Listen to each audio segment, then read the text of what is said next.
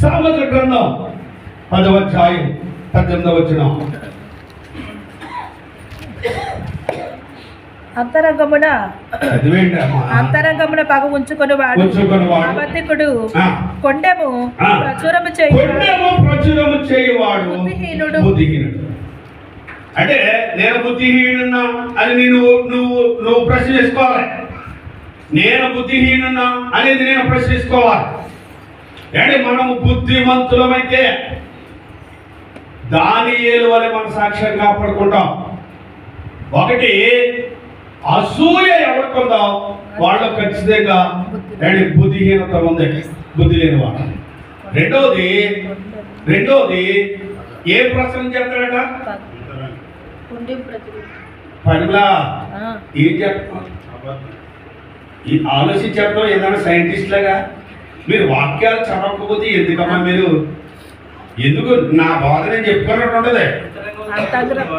కాదా మీరు ఏంటనుకుంటారు? పొద్దురించి సంతా దాకా ఎందుకు ఇలా ఉంటారు. బైబిల్లో రాస్తారు, ఇంకో బైబిల్లో మీరు చెప్తే వాక్యం నేను చెప్పగలను. కానీ 3 గంటల ప్రసంగం చెప్పేస్తాను, 1 గంటల మీరు వినాలి. కానీ వినాలి. షార్ట్ మెసేజ్ ఏంటి ఏమన్నా కాదా? షార్ట్ మెసేజ్ ఏం చెప్పడం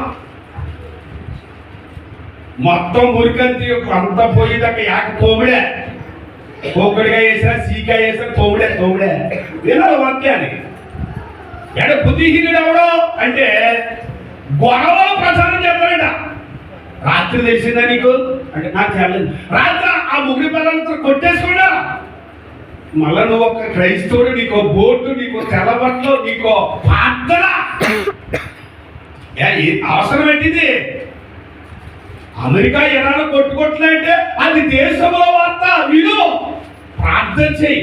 ఈ గొడవ నీకెందుకు? నీ బతుకి మన బతుకే సరిలేదు, మన బతుకే చక్కబెట్టుకోవట్లేకపోతున్నాం, మన బతుకే దేవుని దగ్గర నిరూపించుకోలేకపోతున్నాం. ఎక్కడ గొడవ ఎందుకు? అలా అన్నదమ్ములతో రాత్రి పీకి కట్టేసుకున్నారు. మాకు తెలియలేదు అసలు. మేము నిద్రపోయామంటే చర్చిలోతో సమానం. మళ్ళీ ఇదో కదా. రక్షించబడిన నీ జీవితంలో బుద్ధిహీనత అనేది ఎలా ప్రసారం అవుతుందంటే, ఏ కుటుంబమైన భార్యాభర్తలు గొడవ పెట్టుకుంటే, కాబట్టి అన్నదమ్ములు గొడవ పెట్టుకుంటే ఎవరికి తెలియదు వాళ్ళ ఇంట్లో తప్ప. దీనిని కొంతమంది ప్రచారం చేస్తూ ఉంటారు. ఆ ప్రచారం చేసేవాడు ఎవడంటే బుద్ధిహీనుడు, బుద్ధి లేనివాడు. సామెతల గ్రంథం